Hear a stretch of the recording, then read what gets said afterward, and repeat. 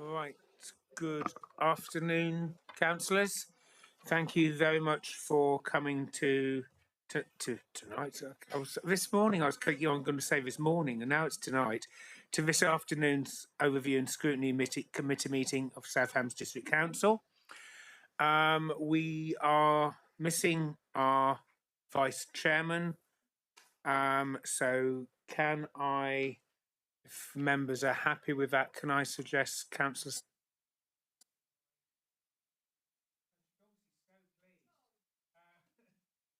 Chairman, is that okay, members? Yeah, thank you very much. That's unanimous, except for Sam.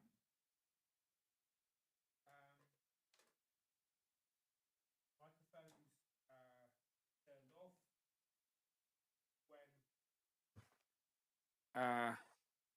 obviously use the microphones properly, turn them on and off as necessary. In an emergency, we all know to go that way. Absence,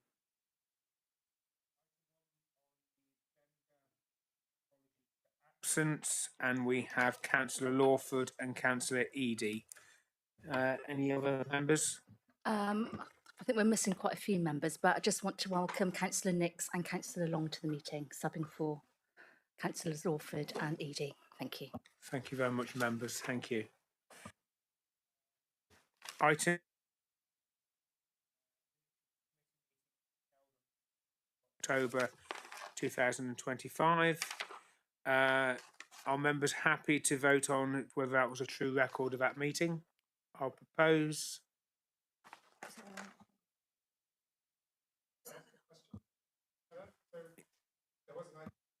Phone. So there was an item in the minutes about dog poo bins, and that something will be circulated about missed dog bin reports. Was that circulated? No. If you could, yeah. Thank you. Yeah, apologies. We'll get that chased up. Okay. And Councillor Penfold, I believe you also had something that needed chasing up as well. I'm just checking if it was from that meeting that we requested an update for the apprenticeship scheme. Was that meeting? Yeah, it was. I might have missed it. Have we had, I want to know if we have had an update from the lead member about the apprenticeship scheme.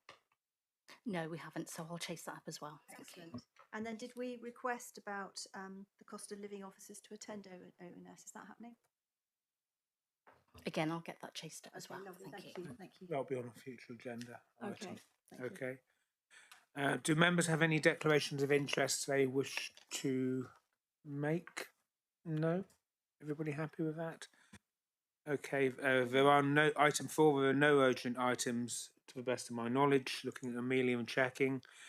There are no reasons to divide the agenda. Item 5, again, there are no members of the public wish to raise any questions from a committee.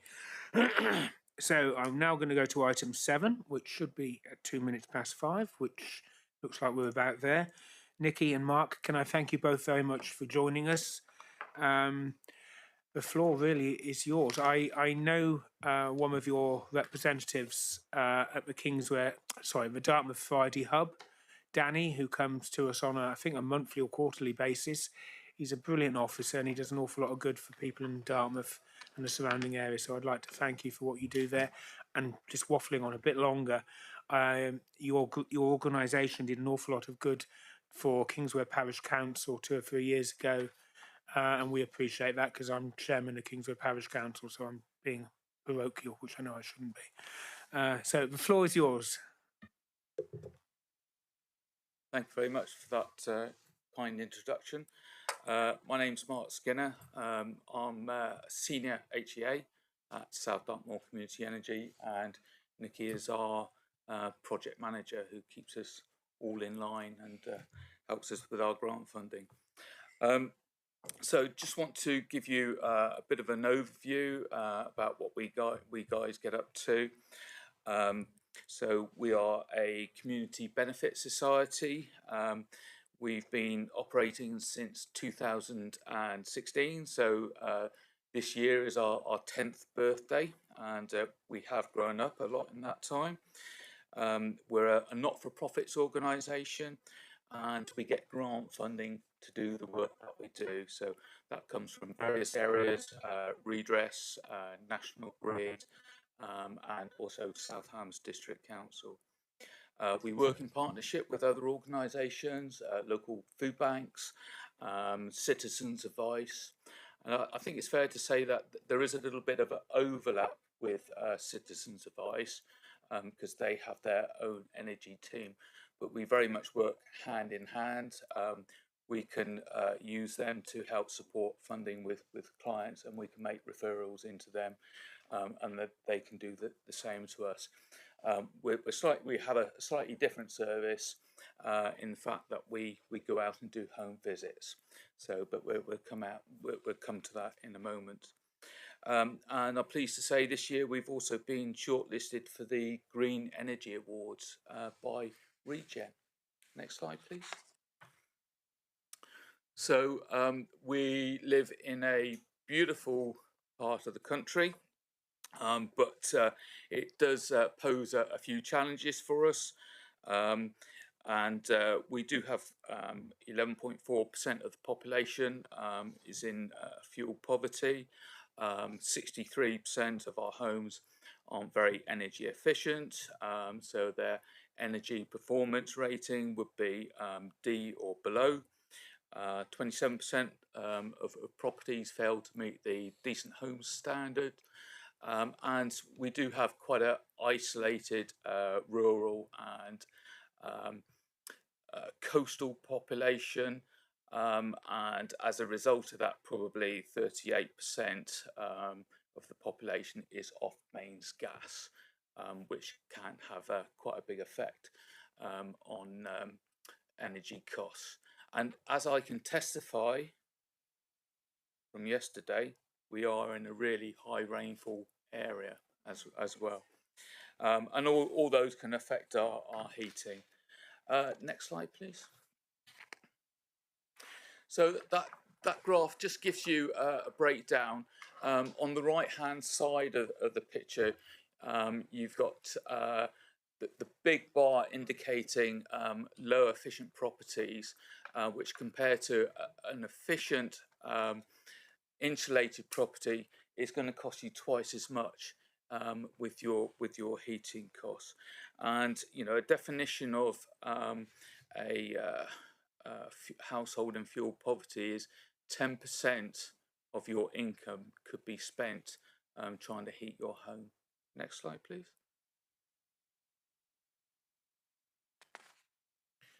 Okay, so the effects of fuel poverty, you might be cutting back on daily essentials. You might be just trying to heat one room to keep warm. You might be in the dilemma, do I heat or eat?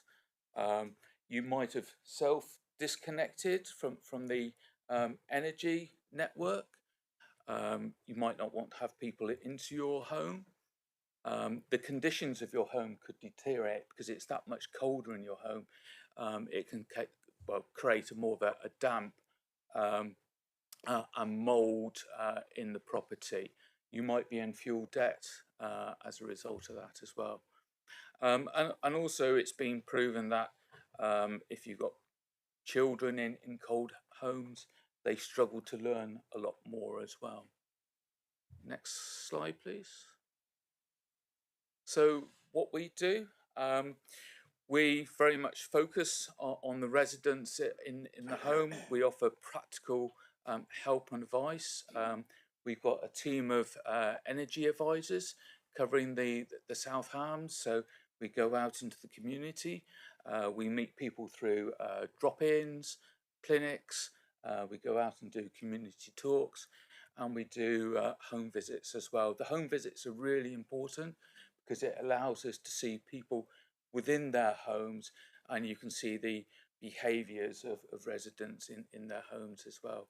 So what we're trying to do is help reduce people's bills. We actually go out and fit energy saving measures as well in their properties. Perhaps offering cheaper forms of heating such as thermoelectric blankets, helping with billing issues, looking to solve or try and get people out of fuel debt using various tools. looking at boilers, reprogramming night storage heaters. We can offer a little bit of crisis funding, so to give people short-term relief, and look at perhaps funding for insulation and other sort of schemes that might be out there. And a big part of what we do is making onward referrals as well to people. Okay, next slide. Okay.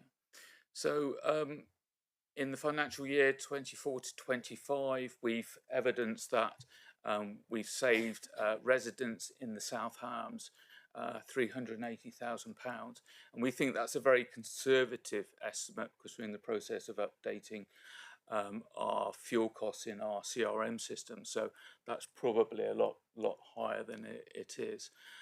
We've also enabled over £750,000 worth of energy saving retrofit measures through the Hug2 scheme.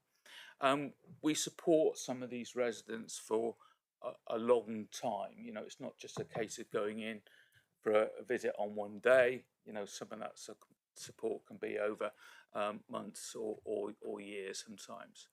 And we act as a bit of a bridge with some of these funding schemes, so we can work with the local authority, with contractors to try and help residents who can't do that themselves.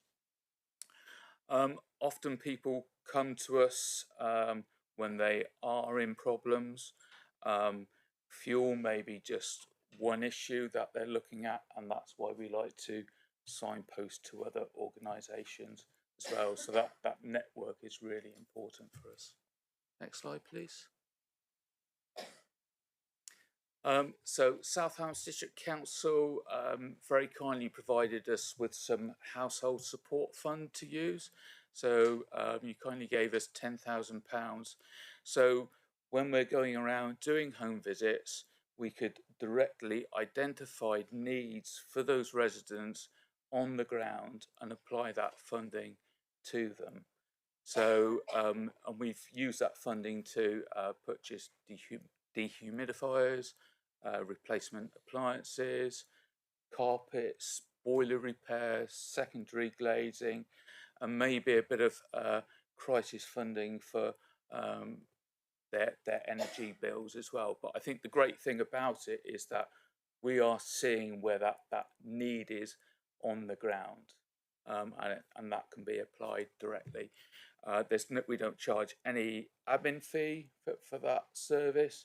100% of that funding that you provided us is going to the residents.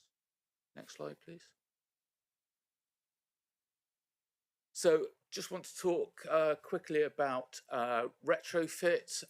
It's an area that I specifically work in, and retrofit basically means fitting bigger measures onto properties. So insulation, heating systems, and all the toys like solar panels, batteries, and other little electronic gizmos. Next slide, please.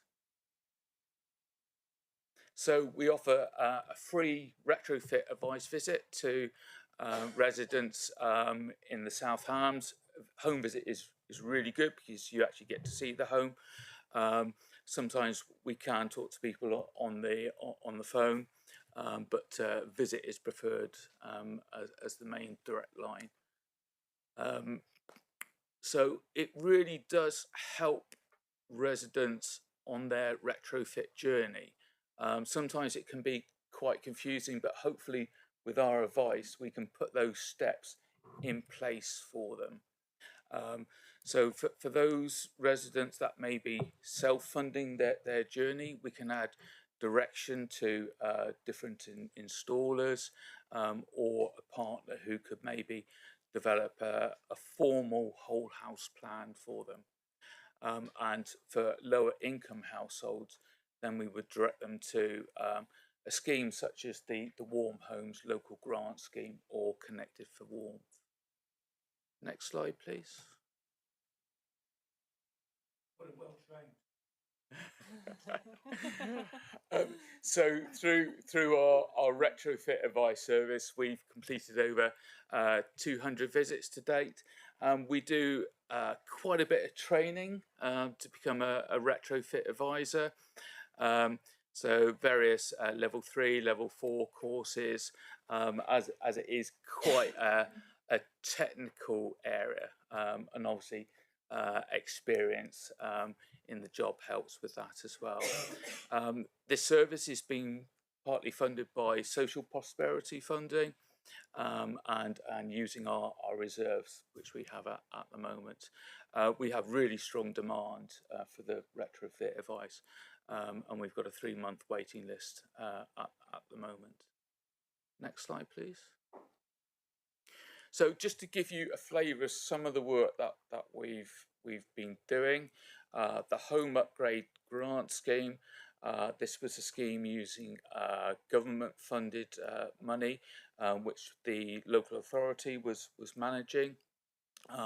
It could provide a whole house retrofit measures for a home, including insulation, heating systems, solar. Eligible properties were they had to be off mains gas, household income less than £36,000, and an EPC rating of D or below. This scheme finished in March 2025, but our role was basically to introduce residents into the scheme. We would act as the link between the local authority and the contractor, and really we would hold the residents' hands throughout that scheme, and we were also doing some subcontracting the retrofit coordination in for the scheme as well. Next slide, please. Okay, so the outcome from the Home Upgrades Grant Scheme, 46 properties across the South Hams were treated with measures, including heat pumps, insulation, solar. Some of those properties had a lot of money spent on them, 35k worth of money. That's government funded money. That's not each property, but that would be the maximum spend. So some residents did really well out of that, and it helps to keep people warmer in their homes, make their properties energy efficient. But it also does mean that if those residents ever left that property, that legacy would be carried on to the next resident with carbon saving. And we estimate that there was 50 tonnes worth of carbon saving achieved in the South Hams as a result of that scheme. Energy efficiency in properties was improved, but I would probably say, in fairness, there were some challenges within the scheme. Anybody want to ask me what? I would say probably the quality of the contractor. That's raised concerns. The quality of the installation and the communication with the residents. But anyway, we move on. Next slide, please. So completed the Hub 2 scheme, and then central government introduced the current scheme, which is the Warm Homes Local Grant Scheme, which is currently running now. Unfortunately, it started a little bit late, but that's underway now. We've got a few legacy properties from the Hub 2 scheme, but that will be pulling in new properties, and the ambition is to treat 60 properties across the South Hams.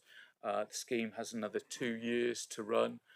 South Hams District Council will be managing the funding and drawing that down from several central government. Unfortunately, well, I say unfortunately, the same contractor is being used as they use under Hub 2. So it will be interesting to see how the same contractor performs under the new scheme. Do you take any notes? Yes. Good. Okay. Thank you. Next slide, please. Okay. Good. So that's the big retrofit schemes. We've got a little project that we're working on at the moment, and this is kindly funded through South Hams District Council, and we're going out into the community, and we're training communities how to use thermal imaging cameras. So we've been tasked with delivering 6 training sessions across the South Hams. So we will go out into the community, deliver a talk, teach people how to use the cameras, and then we will leave those cameras within that community for a period of time, so people can actually use the cameras, and they can explore their own homes, hopefully see if there's any cold patches, and as a part of the training we give them some simple advice how they can make some basic improvements to their homes, and then we can follow up with them with either a home visit or a telephone call if they've got any specific questions. That's ongoing at the moment. We've got our last session early next month, but it's been a great engagement tool, and really sort of creates a talking point within the local community, and I think there's been a bit of good press from South Hams District Council, because we've had a slot on Spotlight as well, so that was really good. Next slide, please. So we've had also received £25,000 through the Social Prosperity Fund. That's reliant on us delivering some key targets, such as the number of households receiving support, number of households supported to take up energy efficiency measures, carbon dioxide reduction targets, projects rising from funded feasibility studies, and it also helps to fund our retrofit advice as well. And I'm pleased to say that we're delivering on all those KPIs at the moment, which is really good. Next slide, please. And we were also involved. I don't know if anybody went to the South Hams Energy Assembly, but we worked in collaboration with Sustainable South Hams. So we held an event in Kingsbridge, bringing together stakeholders across the South Hams.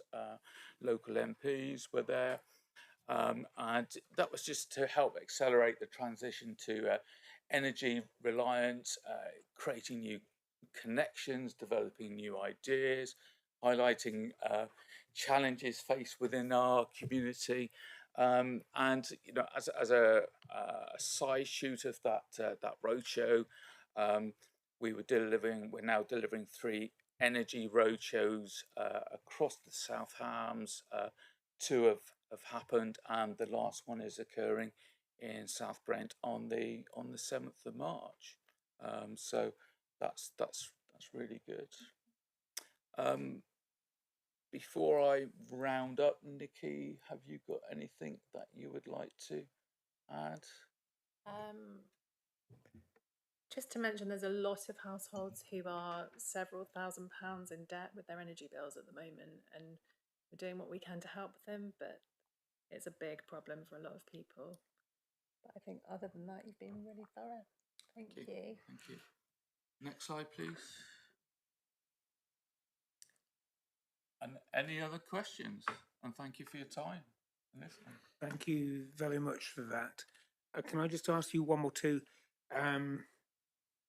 I presume I know, say our parish council worked with you several years ago, but I presume you keep parish councils updated on what is available, grants, etc., on a regular basis?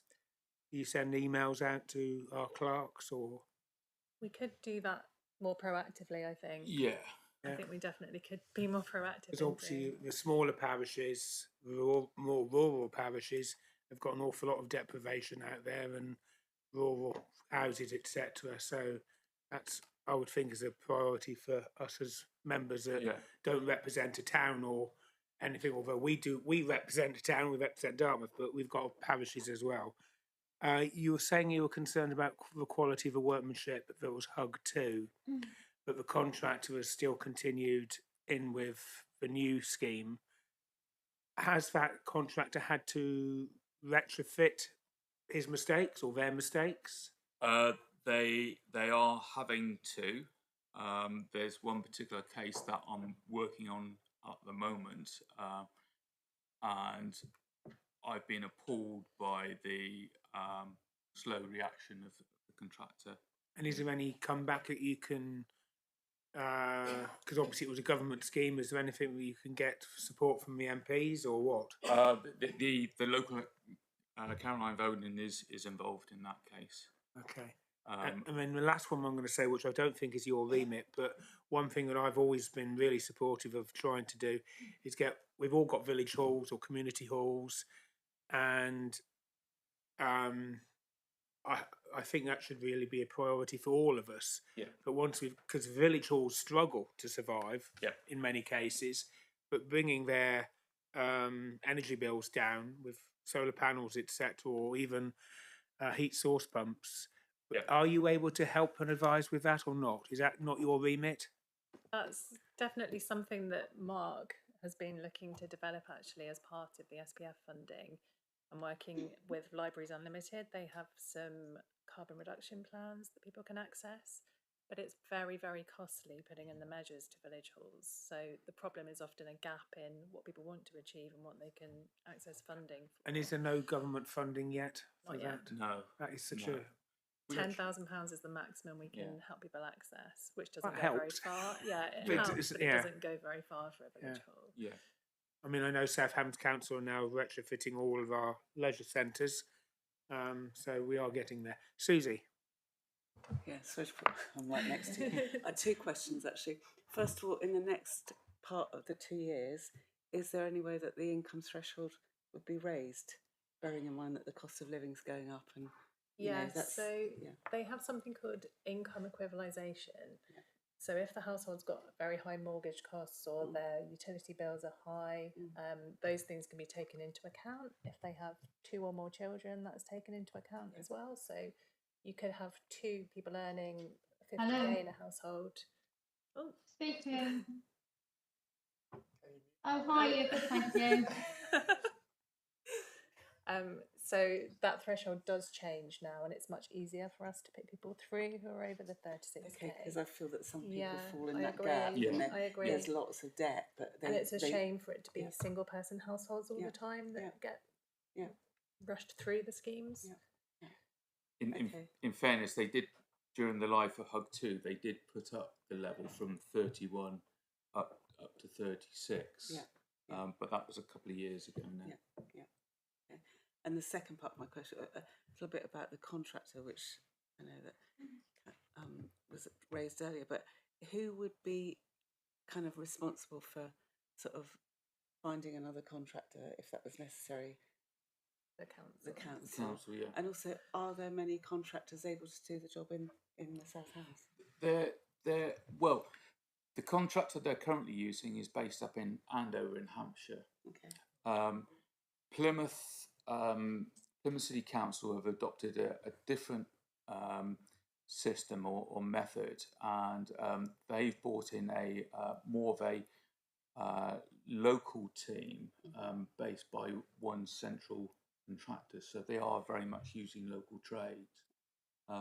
So there are different models out there. And do you think their outcome's a bit better? Well, they're already delivering in their first year. Okay. So they have to complete a property and do what they call lodge it, and they're already lodging properties. So that they're in front of South Hams at the moment. Thanks. Okay, Councillor Penfold.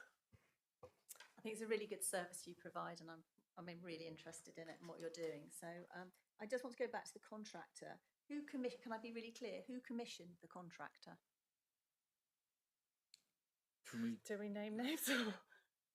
Well, Or who is responsible? What body is responsible for commissioning the it contractor? comes through the environmental service. So, so I know Dave Sexton. Okay, you don't have to say names, but yeah. it is something to do with the council. Oh yes. Yeah. Okay, I just wanted to be clear about that. Thank you. Yeah, we have raised our concerns for Okay. quite some time. Okay. The most problematic property is being rectified, and it's being Okay. addressed with an external contractor coming in to rectify the problems. Okay. But it's taken a big impact on our confidence, I guess, with the contractor as a whole. And I think that particular job was outsourced to a subcontractor, so we don't know how many of the other installs were outsourced to the same contractor, and we've asked them to investigate that and to see if those need inspections and checking that the quality is as expected.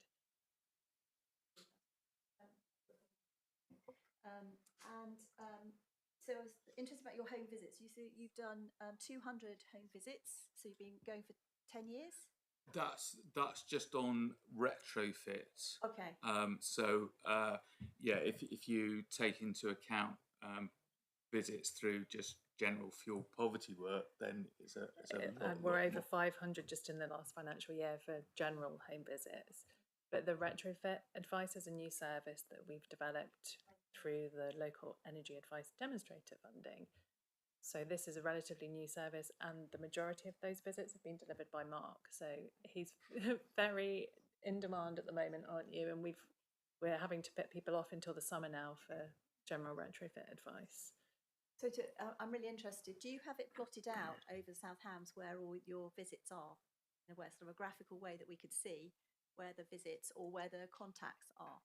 I'm interested to see where perhaps the main focus points are, or the areas which are coming up most in terms of. We could do that. We've got all the data on our CRM. We don't have an easy way of doing that, but we can group by referral as well, so we can see where the referrals have been coming in from. Sorry, Chairman.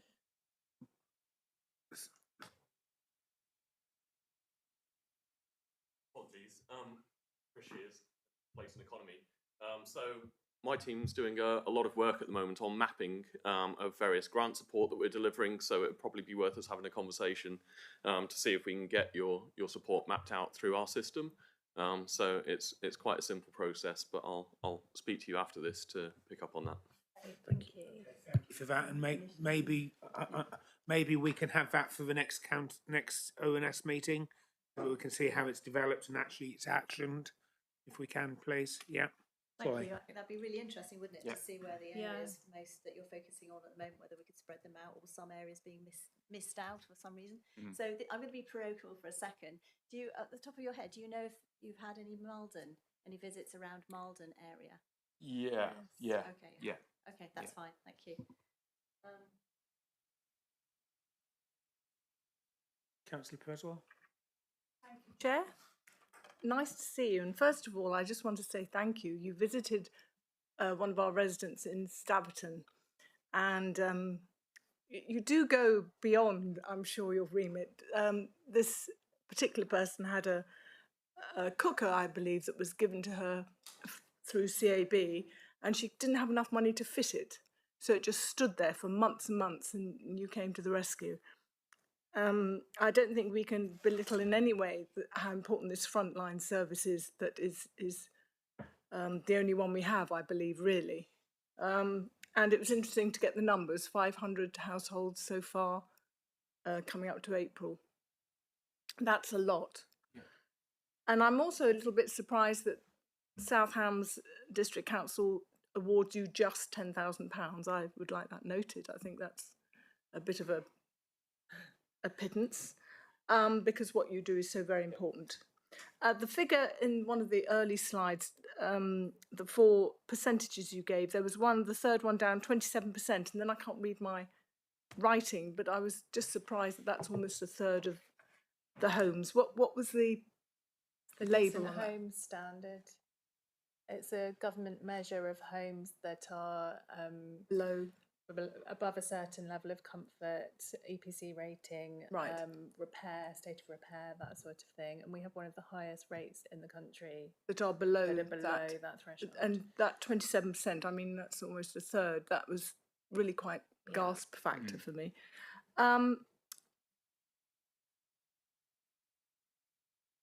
Yes, I think that's it. Yeah, that's it from me. Thanks so much. Thank you. Councillor Steele. Thank you. Actually, first I want to ask about your name.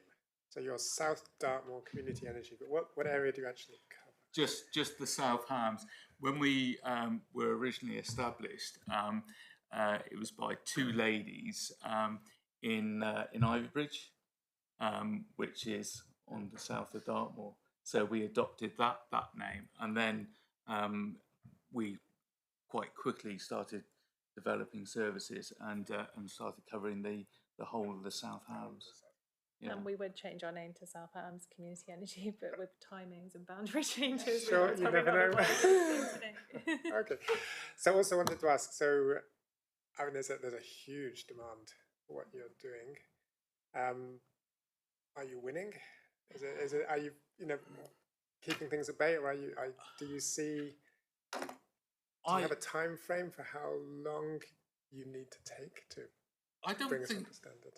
I don't think we will ever win, but we make some really meaningful impacts, and they can be really rewarding when you go out and you help somebody who's in thousands of pounds of fuel debt. And I've personally worked on cases where we've managed to overturn sort of £1,500, £2,000, £3,000 worth of fuel debt and get that written off. Now, sometimes it's not fuel debt because of the client's done anything wrong. It could be a mistake because of the energy company, and they've mucked up their billing or something like that. So, but to unravel these issues, it's not a 5-minute job. You know, it can take 12 months to do that. Winning, I don't know, but I think we are making a really important impact on things. Okay, thank you. Councillor Nix. Yes, thank you very much, and thank you very much for all the work that you do. I am going back to the heat gun that you do some training on, etc. Yeah. Now, a lot of parish councils I know have spoken about this, but they don't want to take it on because they feel that one person doing all that work isn't, one person's got to be responsible for the gun, etc., etc. Is that the case, or you were talking about groups earlier? So the way it would work, we would come in and train a group, but one person within that group needs to be the sort of champion and ensure the camera gets around the group of people who are borrowing the camera. That's why we try and keep it within communities, so it's quite easy to manage. And taking Totnes, we've worked with a couple of particular roads, so the residents have got together and are using that the camera. So it's quite easy for one person to get the camera around the specific group. So I think that might be partly why the uptake isn't great in some areas, because I think the understanding is that one person has to do all the work. Yeah. But obviously, from what you've said today, that's not the case. Just No. there has to be a named champion, Yeah. and the group does it as a whole. So I think that might be something that we cascade to the parish councils so that they can have that ability if they would like it. Yeah. The biggest problem with the camera is that you can only use it during the winter. So you've only got a window of opportunity, and probably a group needs to have the camera for a month, so we can get around the number of people who want to use it. So the 6 events that we're holding, that's actually been oversubscribed. So you know, we could probably quite easily do it next winter as well. Okay, Councillor De Winter. Yes, I just wondered if, in the sort of course of your work, whether you've got any concerns about the new builds. When we're getting a lot of, well, everyone's getting a lot of new builds, aren't they? But we're getting a lot of new build in our areas, and I just wondered if you have any concerns about their energy efficiency. Well, energy efficiency wise, a new build will be great, my only concern with new builds is, could the contractor do more to improve the energy efficiency?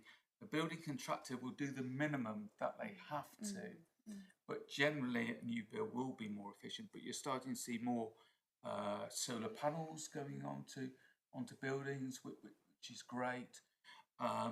There are some contractors who are putting heat pumps. They're not putting gas boilers into properties. They're putting in heat pumps. But you know, I think there are moves to increase building standards, which, you know, long-term wise will help the efficiency. Otherwise, in 50 years' time, we'll be coming back and looking at those properties, and those properties will have to be retrofitted again. So if you spent £30,000 extra on a property, or £25,000 today, you could be saving a lot of money in the future. That would be my concern. Okay, members, any other questions? Sorry. Councillor Penfold, Sam? Go on. Yeah. Sorry, just quickly. I'm looking at Southam's web page, and I know that you are on there somewhere. Do you know exactly where you are? Because I'm not seeing it. I don't know if we are on there somewhere. Yeah. I think on maybe the cost of living page. Okay. Okay, because it's such a good service. It would be nice for it to sort of pop out. But I'll have to spend some time having a looking a bit more, but I can't see it. So you know where it is. I have seen what's on there. Okay. I think it was updated a few months ago All right, at our okay. request, but it's quite tricky to find. Okay, well, that's something to note. And do you have a physical location? Do you have an office that you work from? Or is it... We all work remotely at the moment, but do. we would like to have an office space. Okay. I think mainly for team morale as well, and to have Okay. opportunities to work together a bit more on casework and that sort of thing. Okay. All right, thank you. Really good, thank you. Councillor Preswell? Thank you. I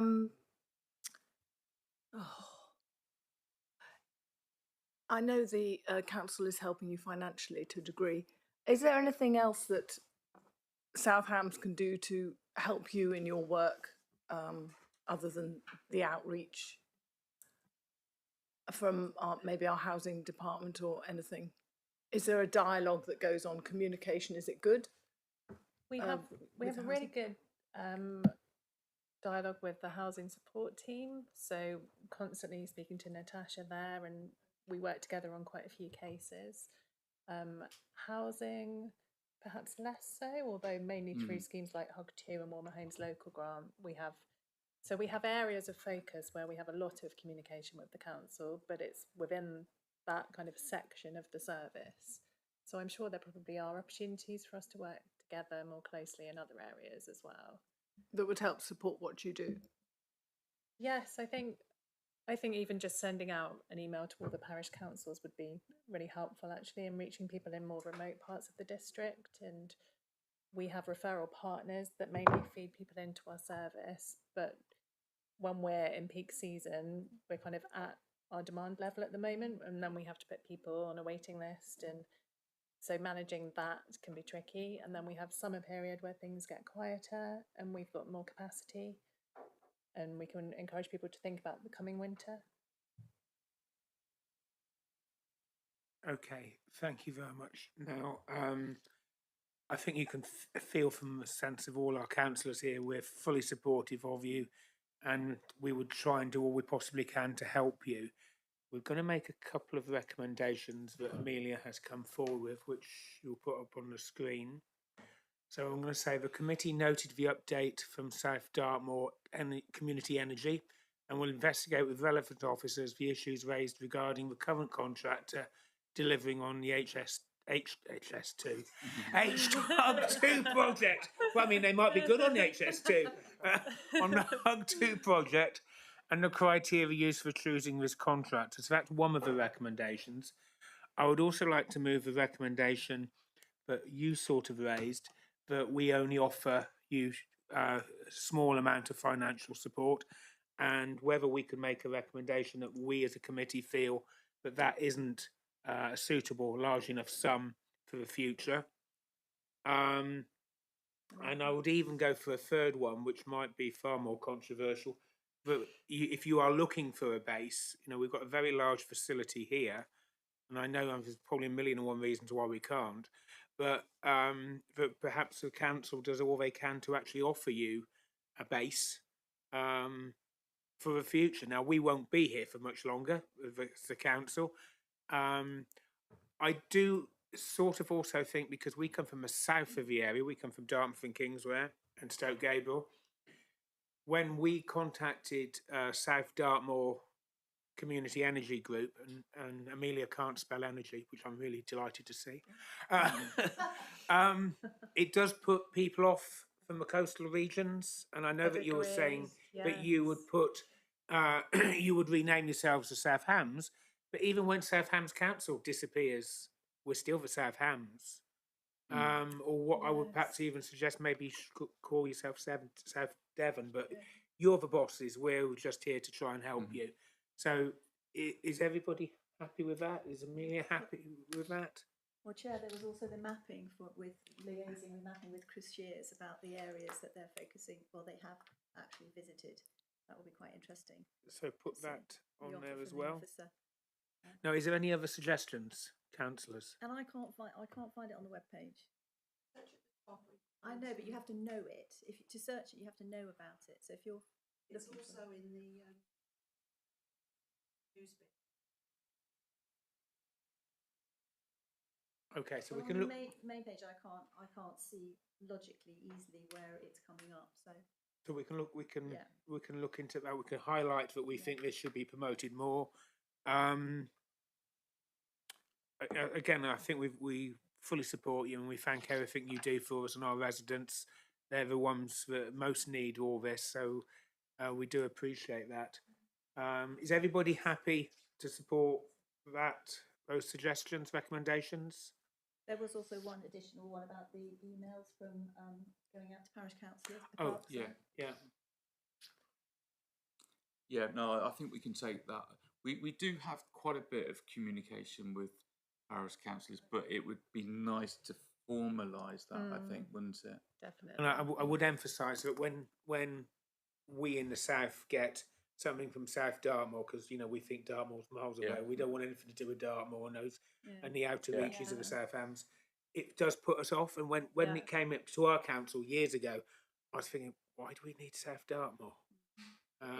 So perhaps we'll raise in the it future. again with our board of directors, because we have asked to change our name, but I think with the boundary changes there was a nervousness around doing that. But we'll raise it again because I think it is a very valid point. Okay, so thank you very much. Perhaps you could come to us in 18 months, just before we get abolished, if we do, if we do still get abolished, because that would be a really good thing to hear and see how you've progressed and how we as a council have helped you further. Because obviously we're not doing as much as we should be for you, in my view. So thank you very much.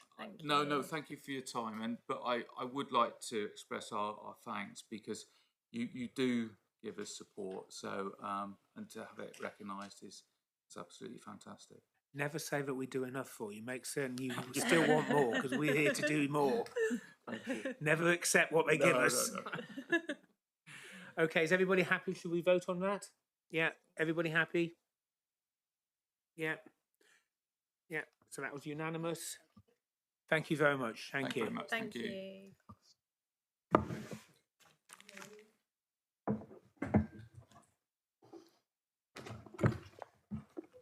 Right, we didn't vote on the minutes, so I've been told off. Oh, okay. So you didn't mention it. I've just been told off by Amelia 3 times. So is everybody happy now with the minutes? All vote in favour? Okay. That's pleased immensely. Okay, right. Well, thank you very much. Thank you. Thank you. For having us.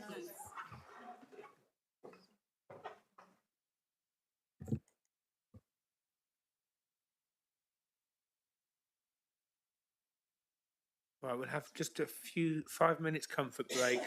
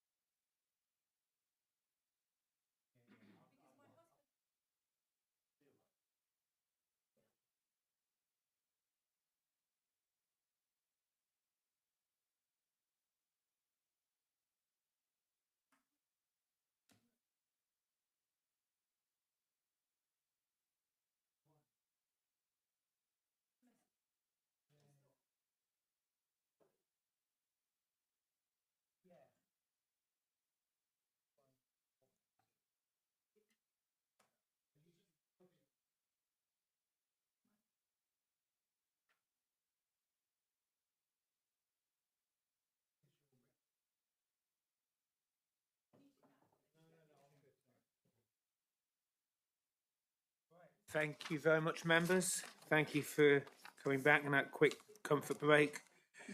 Right, item 8, update from the Chair of the Health and Wellbeing Board, Councillor Yardy. Hello everybody. I just wanted to thank you very much for the opportunity to speak. I just wanted to say how the previous presentation is super important because they help through their work to prevent individuals being hospitalised and also encourage discharge route to a suitable place which has got adequate heating. So they're very, very important and will play an incredible role going forward. I didn't know who my audience was going to be, so I just wanted to introduce myself from the point of view of a health and wellbeing perspective. I've got 20 years in the healthcare and biotech industry.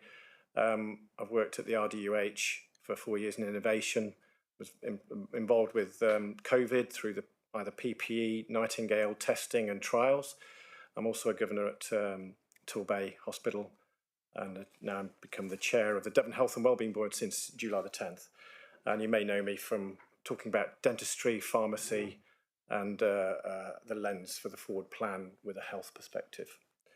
So that being said, I just wanted to point out some of the challenges that we're faced with. So in Devon, the population over 75 years of age is going to increase from 2023 of 13.7% of the population to 18.4% by 2043.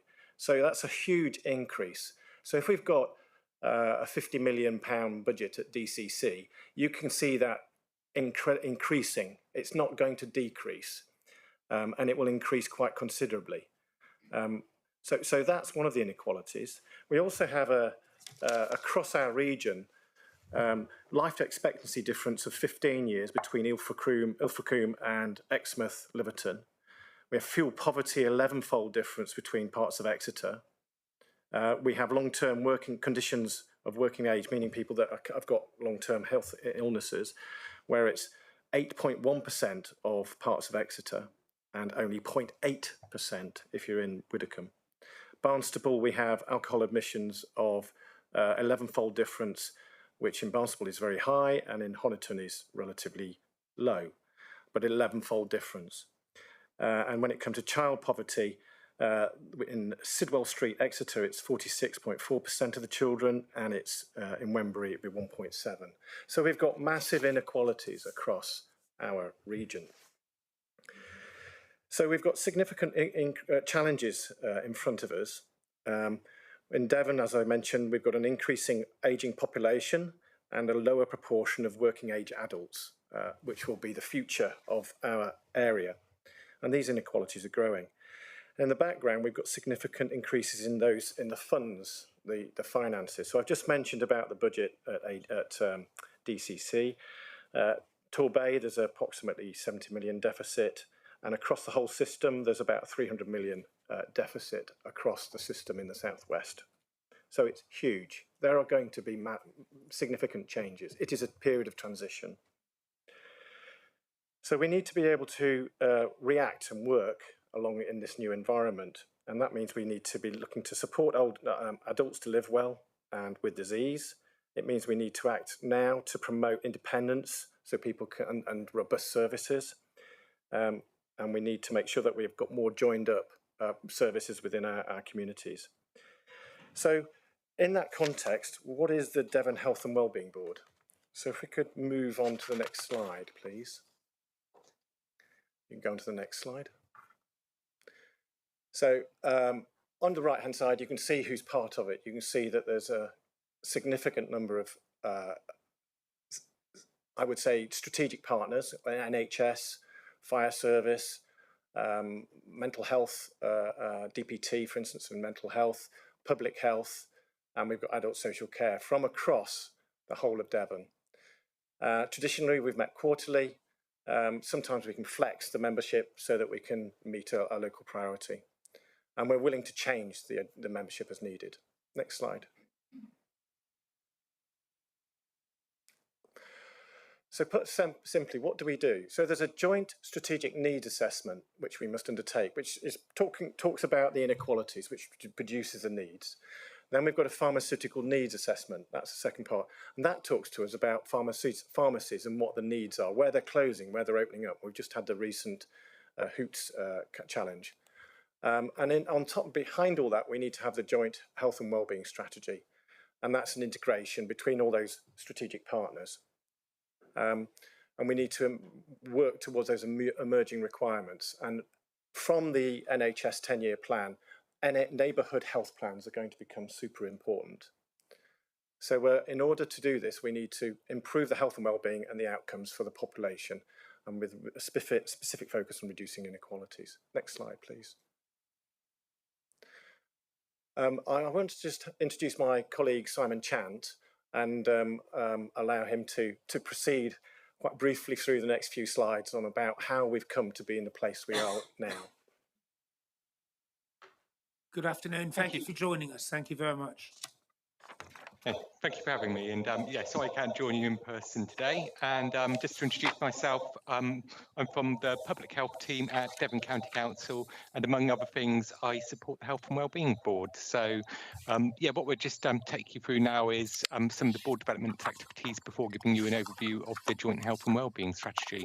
So during 2024 and into 2025, the Health and Wellbeing Board worked with the local government association, and we're recognising that the board could have a greater impact, and that the board had had a great change in membership, and really sought the opportunity to think about what that might look like. So local government association came down, did some one-to-one interviews with the board members, and supported us with a development workshop back in March of last year, which paved the way really to the work we've been doing over the last year. That includes looking at new ways of working for the board and how it should operate going forwards, and also to develop the new joint health and wellbeing strategy, which I'll take you into in a moment. Next slide, please. Right, so in terms of those new ways of working, so some of these came out as recommendations from the development work with the Local Government Association, but a lot of them have also been shaped through the development of our joint health and wellbeing strategy, and particularly going out and talking to stakeholders and people across the county from different sectors, including health, local authorities, voluntary and community sector, and other wider partners, in terms of how the board should operate and how our partners wanted the board to indeed operate. So we came up with a set of new ways of working, which we're taking into and implementing in 2026. So just to kind of mention a few of these, so focusing on a small number of strategic priorities with really clear roles and responsibilities for board members, that comes out in the strategy in a moment, and using really kind of clear language and an inclusive approach when we're developing that new strategy, and we'll tell you a bit about that too. And really, it was a shifting the board away from that passive recipient of reports to focus really on the so what, and make the meetings much more purposeful and focusing in on specific priorities. So for a long time, the board was receiving noting papers, but really we wanted to kind of transform the way that worked. And that means that everything coming to the board should now have a really clear ask and linked to one of the narrower board priorities. So big focus as well is developing that engagement and that wider board network. So we have the board membership themselves and their scope to flex that. But I think what's really important beyond that and what has come out through board member and kind of stakeholder discussions is the importance of how the board links in with that wider network and draws in and engages with public community organisations and beyond. And that also involves bringing more examples of lived experience into board meetings and using that to really drive the agenda and focus on what really matters to people. And in doing that, taking the board meetings away from that formal committee space into much more of a partnership space. And that includes actually not using our committee rooms at all and using different settings, with the first one of those coming up for our meeting in March, where we'll be working with Devon Partnership Trust around the theme of mental health and wellbeing. And as noted, refining that membership going forwards. Next slide, please. So I'm now going to take you into just give you an overview of the strategy. Next slide. And just to give you a little bit of background of what a joint health and wellbeing strategy is supposed to do, and these are kind of written in law in the Health and Social Care Act. This is a statutory duty for health and wellbeing boards to produce, and the purpose is improving the health and wellbeing of the local community and reducing inequalities for all ages. So improving health, reducing inequalities in line with the kind of board's mission, as it were. And by gathering that local evidence and using that to kind of inform priorities, it's all about really having priorities which represent those needs and also reflect what's come out in our joint strategic needs assessment, which looks at those kind of current and future needs in the population. And it determines what actions are taken by local authorities, the NHS and other partners in terms of how we meet those needs and how we work together to that end. And responsibilities with the Health and Wellbeing Board as a whole, but as noted, the Health and Wellbeing Board is a collection of those organisations working across health and social care, including the Integrated Care Board, healthcare providers, wider organisations, as well as kind of Health Watch and voluntary and community sector. So it's about driving action right across the piece. And the final point is really vital here. It's not about taking action on everything all at once. It's about having that small number of key strategic priorities which will make a real impact, which is what we did through the strategy. Next slide, please. Okay, so this is the timeline so far, and it's so far because 95% of strategy is implementation. So whilst our strategy is published, the kind of big job is still to do, and that's all around how we enact that strategy, take it forwards, and set and monitor those kind of actions, really. But it kind of started with that board development work, we had a series of workshops, one with board members to start to develop and shape those key priorities, and then with stakeholders in September, and took that into a consultation draft, which we published and presented at the October Health and Wellbeing Board. And through that consultation, where we received 120 responses, we kind of shaped that into the final draft, which was approved at the Health and Wellbeing Board in January. And as noted, our March meeting will be the first one under this kind of new format in terms of kind of focusing on key priorities. And building into early 2026 and beyond, it's about developing all those elements which will kind of support the implementation of the strategy going forward. So it's mapping what's happening across our partnerships, it's developing an action plan and a scorecard so we can measure and monitor progress. Next slide, please. Okay, so just a few points here around the consultation process. So this ran for 6 weeks from late October into early December.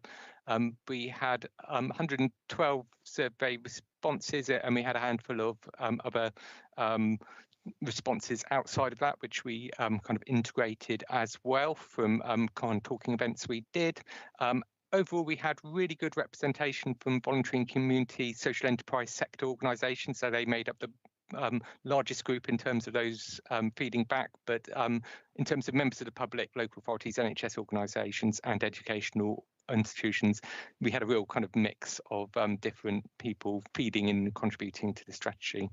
And we also kind of used some of our local networks, local care partnerships, the member organisations of the board and the BCSE Assembly to really kind of put that out there. And we received strong support for the principles and priorities we had in the strategy, but we used responses to really fine-tune and put a specific emphasis in particular places within the strategy. So it really helped to kind of shape what we're doing, and also kind of open up opportunities to what we do next. One of the things we asked was how those responding and their organisations could help us deliver the strategy. So that's something we will kind of work through into the next phase as well. And as noted there, it concluded with the adoption of the strategy in January. Next slide. So one thing I just wanted to kind of briefly mention here is the kind of foundation of the strategy. So, and this is something called building blocks of health. Now, good health and well-being is really dependent on having a number of kind of building blocks in place. It's about having secure employment. It's about having that network of friends, families and communities.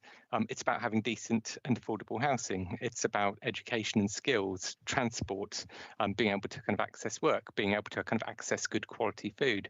And without those things present, our health is and well-being is not built on a firm foundation. So the building blocks of health is a really useful concept to help us understand all those things which influence our health and help us take action upon them. And I think a lot of what the board does, and you'll see it in our principles and priorities in a moment, is about addressing those wider factors. So not necessarily looking at health and care services, although that comes into the mix, but looking at aspects around housing, employment, and income and transportation, which really fundamentally influence our health and actually make up the bulk of those health inequalities that we see.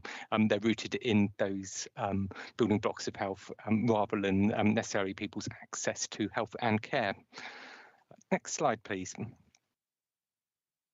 I just note as well, we'll circulate these slides and there's a link to a short video which will probably explain that concept a little bit better than I just did. So do have a look at that when these come around. So just to say, within our strategy, we've got 4 core principles and 4 priorities. Now, the core principles are really cross-cutting themes which run throughout the strategy, and these are the guiding principles for how the board works and how the board operates. And there's 4 of these and they spell out core, as it were. So they are core priorities.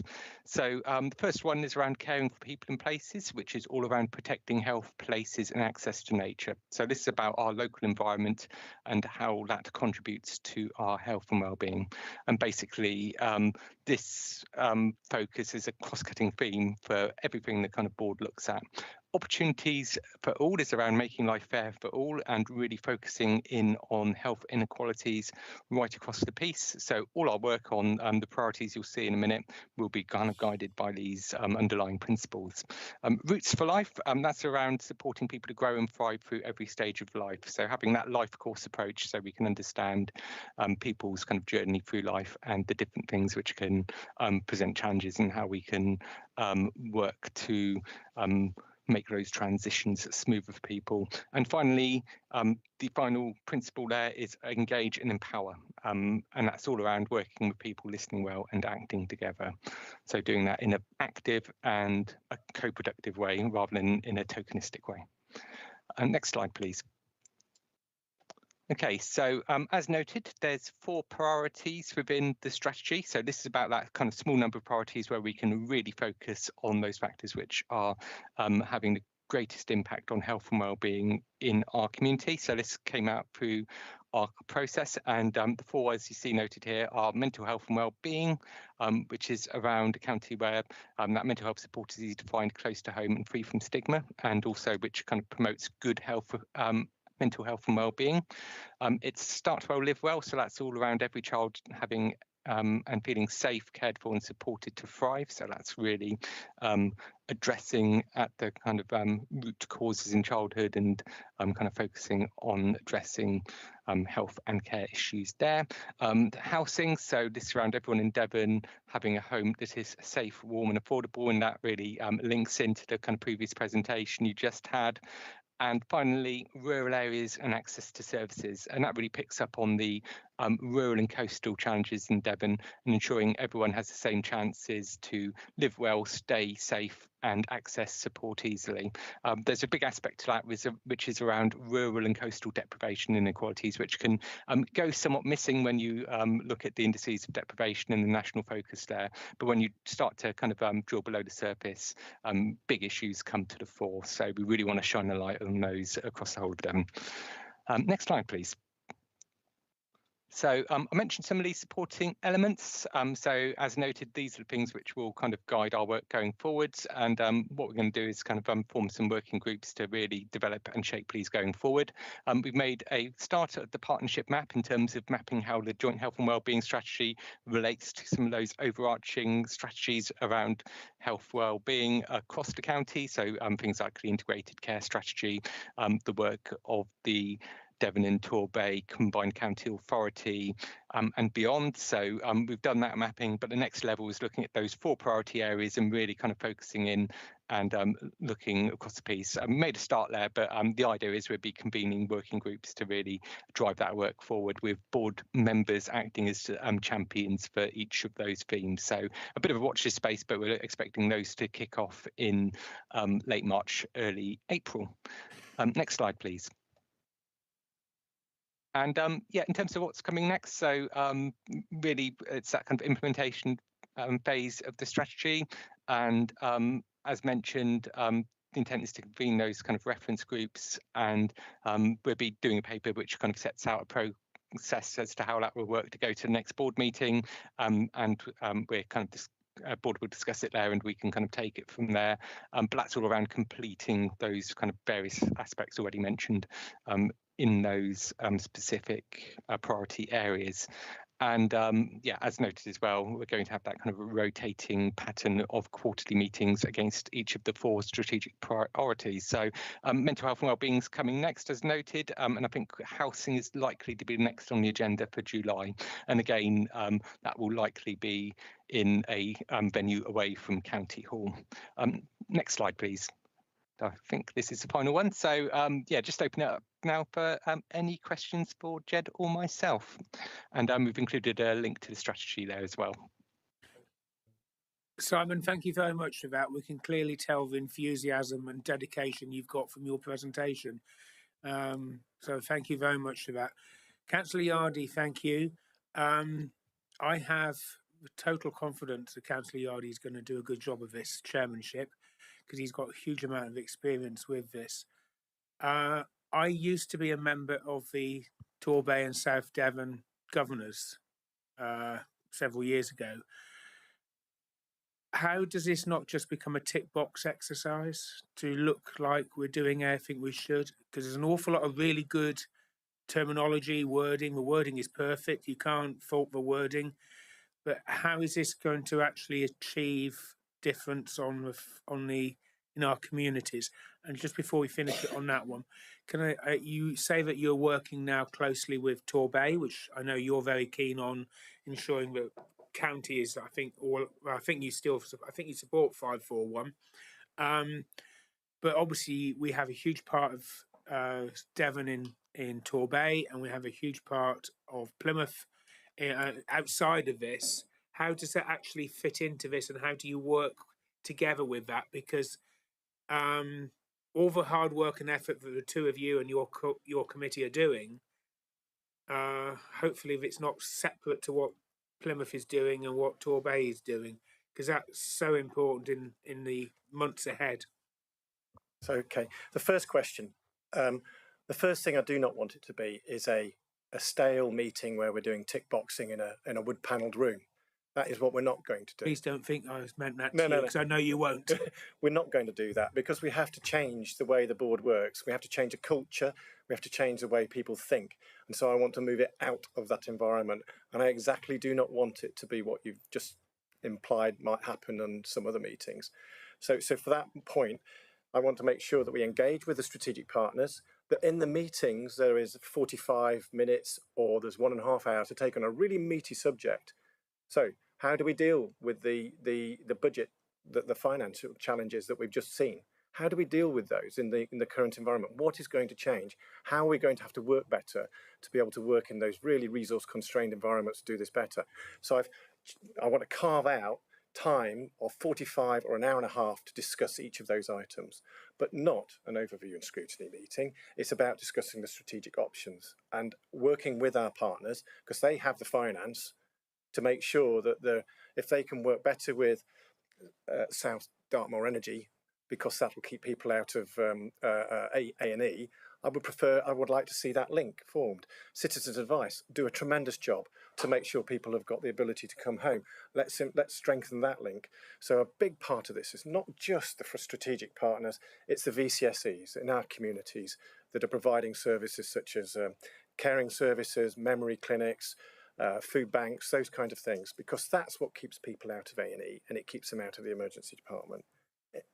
The second point, which was to do with 541, yes, I totally agree. The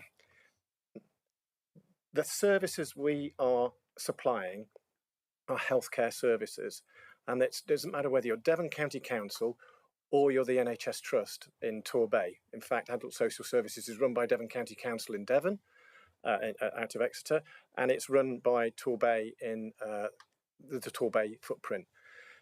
It's super important that we consider the LGR options, facing the fact that there is a 300 million deficit across all their system, and the fact that we need to make sure that our health services are optimised to be able to run efficiently. We want good, efficient systems for delivering healthcare, and I think, personally, they are aligned with a good LGR organisation. So in my view, we shouldn't be leaving behind the rump of the rural areas, and we need to be considering the residents across those areas and how we implement those services in an effective way without too many chefs, with the ability to be able to make decisions in the community.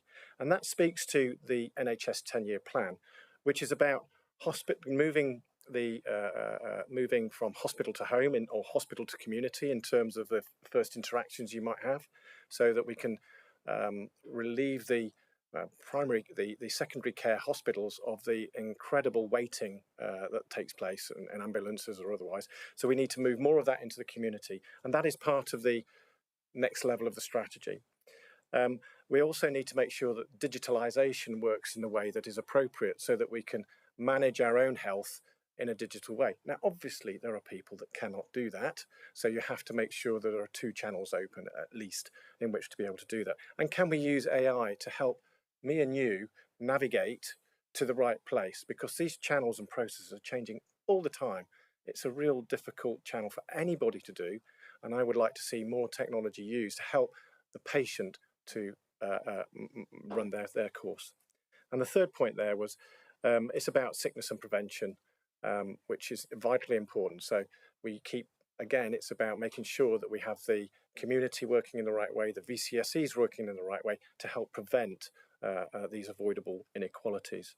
And finally, we've got a chunk, which is the neighbourhood plan, which is coming in. So all these things need to take place within an LGR option, which considers the whole of Devon, all the inequalities, the residents, and it's their needs that should be coming foremost. The NHS and these various bodies are consultees at the next round of the LGR proposals that are coming in. And it's really important that the NHS boards, such as the one in Torbay, really understand what the 7 options, is it, are, and why which one they should be sort of, without giving them any predetermination, but they should really know what the South Hams one is as compared to the proposals coming from any other location. So I'm for where we cover the most of the people, which is 97% of the population is covered by the 541, and I feel that is at this stage the right place to go. However, we need to make sure that the NHS trust boards are brought up to date. And so, sorry. Okay, thank you for that. I'm just going to raise 2 other ones. Sorry. Yeah. Just a quick, if I may, point around the collaboration with Torbay and also Plymouth. One of the things we do already with the joint health and wellbeing strategy is the integrated care strategy of the integrated care board is derived from the kind of priorities which are set in our 3 joint health and wellbeing strategies in Devon. So Torbay Health and Wellbeing Board and Plymouth Health and Wellbeing Board have those already, and they all kind of derive down from the kind of local intelligence we've had. So when we did that back in around 2023, and when we supported the long-term plan back in 2019, what we did was look at our joint health and wellbeing strategies and our joint strategic needs assessments collectively, and identified the commonality across the priorities. And there's kind of large commonalities across the piece. A lot of the pressures we're facing in our different parts of the county are very similar. What comes to the fore a bit differently in Devon, of course, is rural areas and access to services. So that's not such an issue in Torbay and Plymouth. In different ways, access to services maybe, but not in terms of geographical isolation. So that's something which kind of comes to the fore when we do that. But actually, there's an awful lot in common. And I think with integrated care boards as well now clustering, and Devon and Cornwall working together, and the expectation that our neighbourhood health plans will feed up into a population health plan for that whole Devon and Cornwall patch, I think, being able to kind of collaborate and work across borders on this is really important. I think we've done it really well to date, and it's going to remain to be a theme going forward. So regardless of what exact shape local government reorganisation takes us to in future, I think we've got a kind of good basis of collaboration and good means to bring together those priorities and influence the local health system with them. Thank you. Okay, thank you. Can I just mention the possible closure of the cardiac heart unit in Torbay? It's not closing. It's not closing. They have announced that. So no, we have to understand. So they are looking at how they can provide to the whole of Devon. They're looking at how they can improve. And when I say they, it's the Integrated Care Board are looking at how they can do that. That proposal I have not seen. I've not been able to comment on it. The proposal does not exist in front of me, and it doesn't exist in front of any of my colleagues. So whatever that proposal is, I have not seen it. But what I do know is that they've said that there will be no, those services will continue. What they're looking to do is to try and improve the lot for the residents across the whole of Devon. So that's how I can say it. But the proposal from the ICB has not yet come to me, or it has not come to publicly, has not been made publicly available. So I can't comment on that. I do not know what they're proposing to do, other than they've said that they will engage, they will speak, they will try to find out how to make sure the services are continued in the best state possible. Thank you for that. I wasn't going to continue, but I will continue. That's exactly what they said when they were considering closing Dartmouth Hospital. That's exactly what they said. That's similar wording. And in the end, they closed it, no matter what the consultation was. But I don't want you to respond to that because I think you probably would agree with me. I don't know, but I'm going to just ask the council Well, I'm members. going to respond because Oh, I don't okay, think that's sorry. a fair comparison Sorry. at all. So that was in 2016. There was a change. I wasn't involved in that, but I am, as I am understanding it, and as far as it will be within my sphere of influence, I'll make sure that engagement and that discussion takes place in a measured way, using the facts, and that we make the right decisions are made. It will not be my gift to be able to decide what that is, because it's just not. It's going to be across the decision that the NHS trusts make in response to the ICB proposal. Okay, thank you. Councillor Nix. Thank you, Chair. There sounds like some good work going to happen going forward and some good plans. However, how are we going to look at, particularly, we mentioned it earlier about new housing developments, and how are we going to ensure that they're going to get the appropriate care and the appropriate access to support their needs going forward? So housing is one of the 4 priorities for the Devon Health and Wellbeing Board. At this stage, the event I think is planned or penciled in for I think July, and what we will be doing is creating an event on a particular day, which will seek to. I'm going to give it. I'll delegate this to the housing leads that are associated with the Devon Health with the Health and Wellbeing Board. We will create an event that will particularly speak to how we improve housing for those that is safe and affordable, and helps essentially from a health perspective. So we're going to look at that. We haven't got the solutions right now, so I can't answer the question in detail, but we have it planned to have an event so that we can do the listening. From that, we can then look at the issues that are raised. Then we can look at how we're going to try and implement those issues, those challenges, those improvements. And if we have to draw in strategic partners and VCSEs in order to do that, then that will start a work programme which we will seek to make sure occurs and we get to the right endpoints.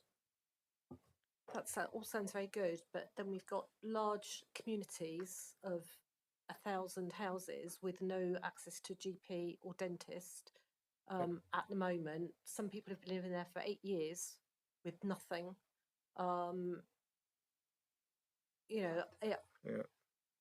We need to get something dealt with this, and just putting together another meeting or another fee isn't going to help those people on the ground who need this support, and they need it now. I agree they need it now. I disagree that it's not going to provide some support and help, because if we have this issue here in parts of Devon, then they're going to have it in parts of Lincolnshire, they're going to have it in parts of Cornwall, they're going to have it in parts of Cumbria. So if we have a joint voice, create a joint voice for those issues and what those actions should be, then we're going to have enough clout to perhaps do something which will have to take place at ministerial level.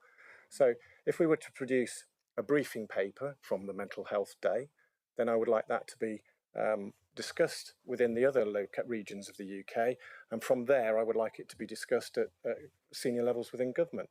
I'm not saying that my voice is going to make the difference, but we wish to create those proposals, those recommendations that can then garner traction in different regions, so that we have enough clout by the time we get to ministers to make that difference.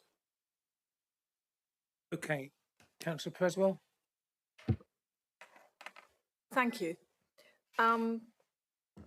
Jed, we sat and listened on our various dentistry meetings to the Integrated Care Board, and I think initially we both kind of agreed that their responses were quite vague, and it seemed their hands were tied quite considerably. You're now in a better place, and I'm interested how much you can collaborate and influence the integrated thank you, care board from where you are now. And you know the problems with dentistry. I don't want to harp on about one specific item, but do you have more influence, and as you know, a paper was written by one of our residents trying to show how the training for dentists could alter and the young dentists could be supported and be out in the communities a lot more. Could you comment on that, Jed, now? Are you in a different place? I would say yes. So we have Dr. Peter Collins, who's the medical director for NHS Devon ICB. He's on the board. So when I'm challenged with a question, and I was challenged with one about dementia just before Christmas, I directly put it to Peter Collins to prepare a response, because he in that way he needs to respond. So he did. So we responded on that particular question. So in terms of the dentistry, when we were speaking with the ICB, they were going through a significant change in structure. There were head counts were being reduced by at least 30%, up to 50%, and that meant there was a period of time where I would suggest that they were not possibly in the implementation stage. Now they have had they've joined with Cornwall as an ICB, and they have produced their strategy about how they would like to move forward. The last I saw, there was a Health Watch paper. There was a paper that was produced by Devon One, which collated all the different initiatives they'd undertaken within dentistry to support dentistry going forward. Now, it's still absolutely not perfect, because they will only address the needs of those that have are most in need. It will not address the 50% of those us that are happy to, in the space where we're going to see a private dentist. There is a fundamental issue with the dental contract, and that still needs to be further improved, in my view. And we are having, I would like to think, an influence. The paper you refer to, I've been through that paper. I am making sure it's in the hands of the right people. That's the first thing. And the second thing is then I'm asking for a response and the summary that came, a response from those that are commissioning the dental services. And they produce that. I will happily circulate it, because I only received it earlier this week, to the board here, so they can see what the range of initiatives that are taking place. And they are trying so hard to make sure that they address those, the children, prevention, urgent care. They are trying to do that. But fundamentally, there is a dental contract which needs possibly a different model, in my view, going forward. But they're working with what they've got, and they're doing the best they can. It simply doesn't meet, perhaps, the expectations of everybody, all our constituents. Thank you. And could I just ask one more quick question, Quickly, please? Thank you. So I was at A&E yesterday from 4 o'clock to 1 in the morning when my friend finally got seen. I thought that the worst case it might be 3 to 4 hours, but it was that long. Anyway, that's just, I just need to share that. Transport to hospitals is quite a pain if you don't have the cash. There aren't enough bus services to the hospital. Are you able again to influence or comment on that within Devon County Council? Well, I'll take it on myself to apologise for the wait being so long. There are lots of efforts going on to make sure that they do try and address those presenting at A&E. It is very difficult. The levels that I'm aware of, for instance, at Torbay, from one year to the next, they can increase by 12 or 20% over a particular month that was a year ago. And it's very difficult to always plan perfectly for those events, and they don't. But they do their best to make sure that they discharge and they get the people in and they triage and do the right things. Now, in terms of the waits, it's the SWAST who undertake that. And I'm going to say, without looking in deep detail, but I do believe SWAST are involved with the Devon Health and Wellbeing Board. I'm just looking at the membership to try to work out which one. Perhaps you can help me, Simon. Yeah, it's Amy Beats from SWAST. She's a new member, and I don't think she's been there yet. Yeah. So what we will do, though, is the fourth area of focus is rural areas and access to services. So transport is important because that's what allows people to get to those services, to get to those appointments, and it means that there's no DNAs, do not attends, they're able to get that. And I think it's vital that community transportation is supported so that we can maintain access to those services. I note that around Totnes we've got Bob the Bus. I think that's absolutely fantastic service. I would love to see the equivalent of Bob the Bus or the Dartmouth area bus serving our area. But I know, because I've built proposals around how that, to try and make that work, that we need central government funding, and we need the people, not just volunteers, to be able to work to operate those buses. And that takes a dedicated source of funding that's got some regularity to it, and the ability to be able to capex those buses. We don't have those essential ingredients to make that work in Dartmouth. But what we do have is an initiative through SHDC to try and prepare a proposal ready for when the government does decide it's going to put forward a transport fund. Then we can then jump into that space, because these funds close within days because they're inundated with requests, and we need to be prepared. And I'm glad to say that as SHDC there is an initiative to pull that together, from which a meeting I've just been on recently. Thank you very much for that. If any member has any other questions, can you let Amelia have them? Yeah. And then Amelia will pass them on to Simon and to Jed, because we are running, mainly for Amelia's fault, we're running dreadfully late. So Simon, can I thank you very much for coming? Thank you very much. Wish you all the best. And Jed, many thanks. Thank you. Thank you for the opportunity, and happy to come back at any time to answer your questions. Thank you. So item 9, I can never pronounce this, thematic update, core services. Nikki, I'm sorry you've had to wait such a dreadfully long time, but I'm sure you've enjoyed yourself listening to us. Is she there? She's gone. She's on Dartmoor, riding a pony. Horse, sorry.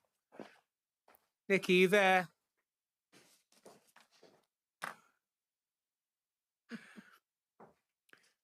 Shall I come back to Nikki? Right, on Amelia's recommendation, so I don't get told off, we're going to go to Chris. Would you like to come forward? I presume Councillor Birch is not with us, because he's not on there, and he's not in the room to my knowledge, not unless he's crept in. So I think the floor is yours, sir. Is he on holiday? Lucky man. I can neither confirm or deny that he's in Madeira at the moment. So. He could have come in. He could have texted in. I did that once when I was on holiday. He could have texted in or teamed in. The floor's yours. Thank you. So what you've got before you, or I'm hoping that there's the presentation slides on here. No. Oh, hang on. Councillor Hopwood's back. Yes. Don't know what's going on. Nikki, we've moved on for a few minutes. We'll come back to you. Sorry. Oh yeah, no, that's fine. Thank you. Thanks, Nikki. So in the agenda pack, you should have a presentation that sets out the economy and jobs objectives. You can see from the cover sheet of the presentation slides that there are no objectives that are in the amber or red. There are none that are yet due to start, and of the objectives, 9 are completed and 13 are on track and within budget at the moment. So I'll just go through them very briefly because I recognise the time that we're at already. So some of the key ones on here. So we just had a strategic business visit yesterday with Plessey, so the semiconductors company down at Roborough, who have had a good few billion of investment over the past couple of years from companies like Meta and other major tech companies who are looking at developing interesting, innovative products with them.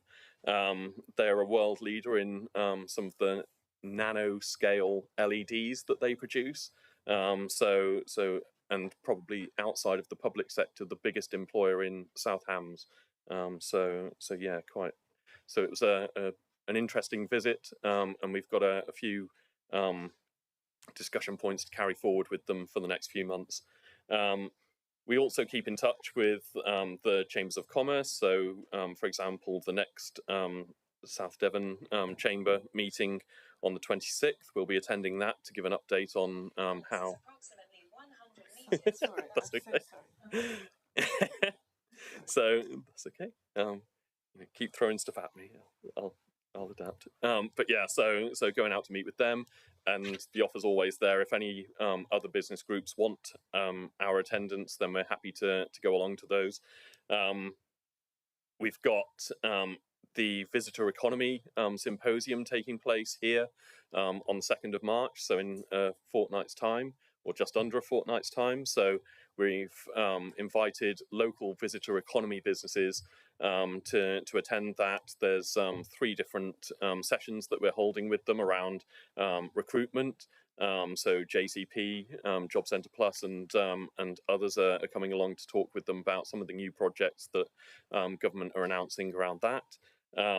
There's Visit England coming down to talk about some of the work that they're doing to help promote businesses in the visitor economy sector. And we've got other sessions being supported with Visit South Devon and Visit Devon, and the local visitor economy partnership to talk to them about a range of other issues as well. So we're looking forward to that, and we're already looking at what sector we would like to hold a symposium for in the next 12-month period. So the community economic plans, I can go through those very quickly.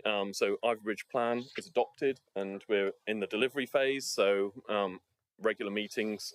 So even though a plan has been adopted, the work is still ongoing to make sure that the projects keep moving forward, and that we work closely with the town council to ensure that things are still moving forward with them. So Ivy Bridge adopted, Salcombe, their plan, if it hasn't already been formally adopted, I'm pretty sure that it's on one of their next council agendas for formal adoption. Totnes has been through the public consultation phase. All of the results of the consultation have been collated now and analysed, and they're now in the stage of developing local economy-focused projects that will form the basis of the community economic plan for Totnes. Kingsbridge just about to start their consultation phase, and we're now having initial discussions with Dartmouth, although that meeting got postponed for various reasons, but we're just about to start the discussions with Dartmouth to begin the process of their community economic plan as well. Moving on, so we've got support local business advice. So we've through advice, sorry, and so we have an annual contract with BIP, which is Business Information Point. They're based in Oakhampton, but deliver services across the whole of Devon, and they have already exceeded the target number of hours of delivery of business support in South Hams, and so we're working with them to ensure that they can continue delivering that support. And that's one that my team regularly refers businesses into, so that they can get help with things like business planning, financial forecasting, advice around diversification, or if they're facing other problems, then advice and guidance can be provided to them through that. Moving on, so probably the biggest change at the moment is UK Share Prosperity funding, which you'll, if you remember back to the South Dartmoor Community Energy Group, they'd had £25,000 of UK SPF through my service this year, and have really been smashing the targets with that. However, the government, in its wisdom, decided that they would pull UK Share Prosperity funding. So at the budget, they announced 13.9 billion of business support being made available over the rest of the Parliament, but unfortunately allocated all of that to strategic mayoral authorities. So we're in a pretty difficult position with regards to future government funding for business support, but I believe that now the council has agreed 200,000 within its budget for next year to support some of the activities that were previously funded through UK Share Prosperity funding, but I should say as well that we are really pushing, as not just us, but Devon as a whole and all of its component authorities are really pushing to try and get some further funding from government. There was a presentation delivered just a couple of weeks ago across Devon, and the whole of Devon. So in terms of the 13.9 billion, if you think that Devon this financial year received just under 5 million of funding for support for businesses and community groups and residents, and with that funding has delivered several thousand outputs to the business communities, to our community groups, and as you saw through South Dartmoor Community Energy and others, through to residents as well. And so the benefit is measurable and it's significant and it's massive. And so you know, for government to pull that funding is a real kick for us. So very disappointed, but really glad that funding is being brought in to help ensure that we can continue with some of that delivery. We do regular funding searches through Grant Finder, which the council is subscribed to. So we've brought in funding for partner organisations, such as third sector groups, but also directly through some of the marine funding that government's made available around marine innovation. So we've got projects looking at the decarbonisation of the Lower Dart Ferry, for example, and that work's moving forward now. And also the electrification of Salcombe water taxi and piloting of electric motors on marine vessels and things like that. So some quite innovative projects that we're able to draw funding down from government pots to support. And then outside of that, my team is working hard to ensure that we've actually got units available for businesses to go into. At the moment, demand is still high for light industrial units. It's pretty low for office space and retail space. And as a result, we've virtually got no industrial units available at the moment within the South Hams area. So when we get inquiries, we're sort of having to look at where we can link them in with. And, you know, a few months back, just by sheer coincidence, a unit came up in South Brent on one of the industrial estates there, and within 24 hours we'd had an inquiry that we'd linked in, and they took it on straight away, and have since moved into that space. So we do a lot of work around that, particularly up at some of the Freeport sites and the land adjacent to that at Langage and Sherford. So trying to marry up businesses with plots and sites up there that we can move businesses into. So that's another key part of the work that we're doing. Outside of the regular sort of business support, we've also got some cycle activities as well, so active travel work going on. So we completed the LC WIP at the start of the financial year, and that was signed off and adopted by the council. And since then, we've been developing several projects. We've got, for example, an e-bike project that's in Totnes at the moment, and this year our plan is to get it into the station, which has been a complicated process, but it's moving forward again. And we've also managed to utilise some Section 106 monies around Wembury to establish a cycle path, and the agreements are now in place with both parties on that, which include the National Trust and a private landowner. So that project has been an interesting one, but again is scheduled to move forward and hopefully be completed this year. I recognise the time, so I won't go through the other objectives, but if people want to ask any questions, then I'm more than happy to answer. Okay, thank you very much for that. That's much appreciated. The council used to have a rolling programme of investment in starter units, and I remember many years ago being parochial, we had some in Dartmouth. They went within, as you say, within hours. Is there not possibility of a continual role, bringing those into the community, because they're really important? So there are a few challenges at the moment, particularly around local government reorganisation. No, never.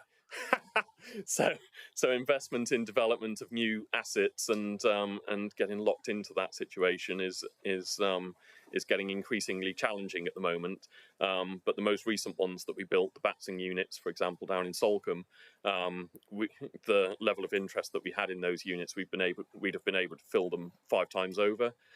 So there's absolutely demonstrable demand for units, and anything that we are working with a number of private developers to ensure that their sites can come forward, so that we do have new things coming available. And is that in all the communities, or it's pretty much across the patch? Yeah, so, because one of the concerns we've got, being that side of the area, is Freeport can attract an awful lot of our businesses that way. Yeah, and we obviously would be concerned about that. There are other sites allocated in the plan that we're bringing forward as well. So right, okay, members, any questions?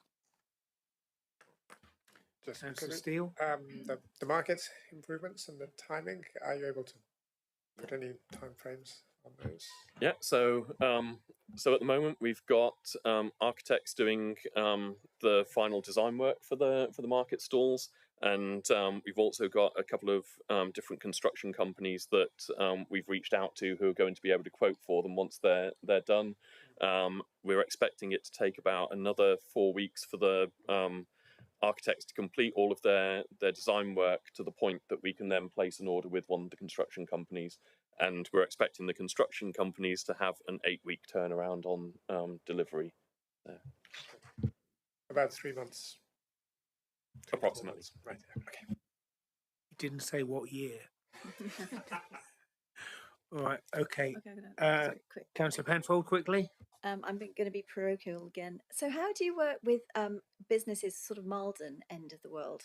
I mean, Totnes is very central and there's a lot going on here, but how do you engage with businesses that far away? So we've had a recent inquiry from a company that's looking to move into space literally on the border at Malden, so just next to the academy site up there. So we are working with businesses literally across the patch, and that's one of them. And so we're hoping to help them with the transfer of a Devon County site that will allow them to expand their business activities. So yeah. But you wait for them to come to you, really, rather than. We get plenty of inquiries, so and again from across the entire patch. So it's not purely sort of Freeport focused or what have you. It's yeah. Just very quickly going on back onto your Freeport site, and I'm sure Mr. Shears will back me up on this. Part of the onboarding inquiry stage of businesses inquiring about it looks at where they come from, and unless they're expanding or have different needs, then they can't just move across the patch. Okay. So hopefully That's that puts you mind at reassuring. rest. There are very strict criteria on displacement. So yeah. So and they have refused applicants already who have gone onto there. So okay. Right. Any other questions quickly? No. Can I thank you very much for coming? Thank you very much. Thank you. I'm sorry you had to wait so long. Emilio is telling me I've got to move a recommendation. Is everybody happy with the recommendation on the screen? Yep. Really just ticking, isn't it? So everybody happy? All those in favour? Yep. Thank you very much. Councillor Hopwood, the floor is now yours. Thank you, Chairman. Well, you've had so much information from Chris about Councillor Birch's that I don't know what to say about mine, because mine is all complete. Everything's complete, and some are underway and on track. I don't think there's anything I need to add to it, unless you've got any questions. I don't know whether Councillor Hancock and Hodgson are here to answer questions on their parts. No, they're not here. No. Oh, well, did they give apologies? No. Can we actually perhaps put in there that it would have been polite to have given apologies, and actually ask them perhaps at this section of they need to come to the next meeting? Is that supported by members? Yeah. Oh, come on in, come on. The floor is yours. So I can cover any questions on the community composting. Okay. So that's the section which is my services. So. The composting, I mean, we've all been very keen on composting projects. Have we actually achieved any more other than the Malden one yet? We haven't got any more groups set up. We've done a load of work for them, but there's a 20 slide presentation on what we've achieved this year, which probably be better if I got to be forwarded to members after. I think that'd be a good idea. Yeah. But yeah, there is quite a bit of progress for what we spent. Okay, but there is no progress actually in achieving, because I know Councillor Hodgson was very keen on doing one in Totnes. We've engaged with a lot of groups. The problem is trying to find a suitable site which is big enough to get the equipment into, which has been the problem, and that was the problem at the Totnes site. There are some other options, and we've talked with other groups. The biggest problem as well is finding someone who's going to give up their time and commitment to lead the community composting groups. So that's probably been the hardest part. It's a great shame that, I mean, we've got some fantastic composting groups in South Hams, and Malden, you know, they're a fabulous group, aren't they? They do an awful lot of good, but okay. Can I say something about that? Of course. I think in Totnes you actually do have quite an active little group who are trying hard to find a site. Yeah, that's right. They thought they'd found a site, and then actually when they got in there, they realised it wasn't quite big enough for the turning circle for things like the tractor and stuff. So, but they are still trying to find another site. Councillor Preswell? And you know, obviously, about the site that's been discussed, the top of Bridgetown on the right, although I think it's in Duke of Somerset land, but he's given permissions. So the group meet once a month and go through any sites which are coming forward, and then they give the advice about what's needed, and Dale meets with them every month. So could you perhaps rally them, because do they realise that we won't be here for that much longer, and this funding might not be there for that much longer? So the last slide does talk about, obviously they've talked about what they're doing this next year, but that support might disappear. So a lot of it needs to be there, that they can be self-sustaining. So some of it's about how they can do that for themselves. Okay, thank you. Councillor Hopwood, any other comments? No comments.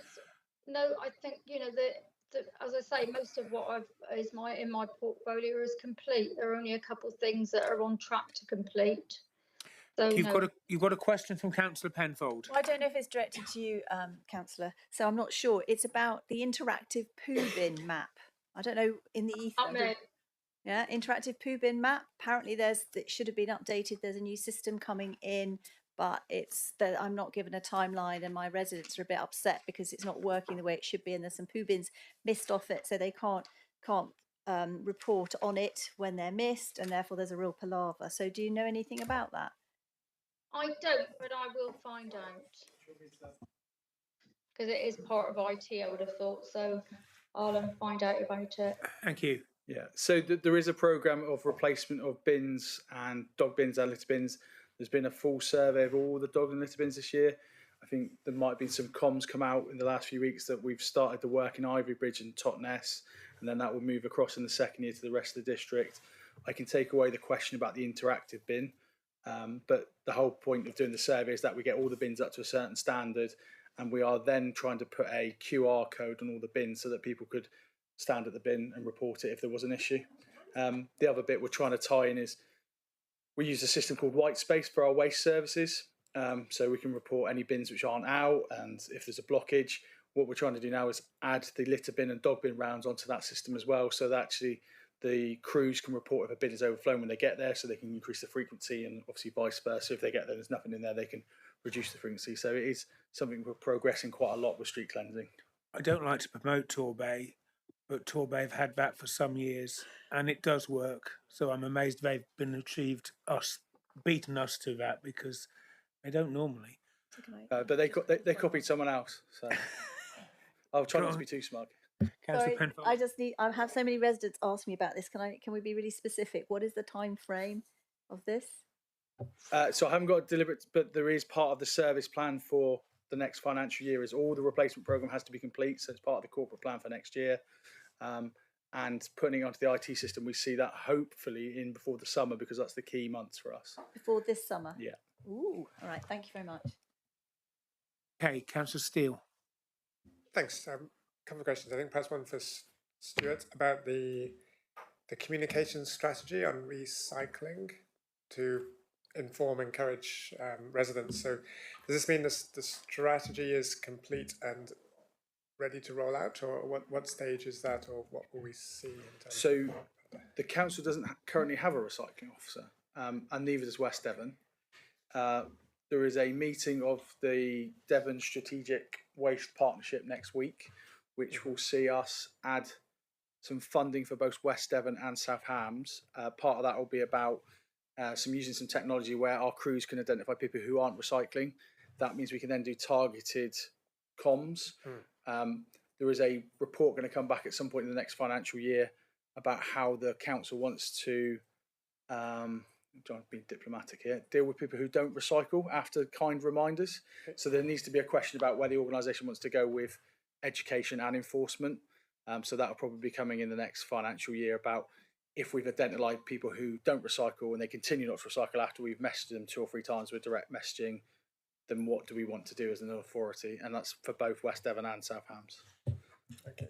Thank you very much. Any other questions, so members? as a question about enforcement, I guess perhaps we don't really have enforcement. I think we'd all have a question about enforcement, wouldn't we? I mean, yes, it says, yes, there's this, well, the new approach, but we still have cases from 22, 23 in the system. So, but I guess, do we have anyone here to answer that? Your councillor? I know. Yes, just a very quick conversation about, just to say how pleased I am to see that we've got a number of apprentices and they've been successful.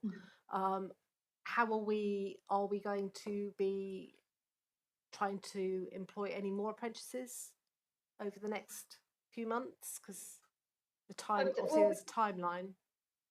We've employed 17 apprentices so far. I'm not fully aware of if we're going to employ any more or not, but I think 17 is a really, really good number, because I think they can, progress up the career, hopefully progress up the career ladder, and I think apprentices are worth their weight in gold. So hopefully this is just the start of the scheme.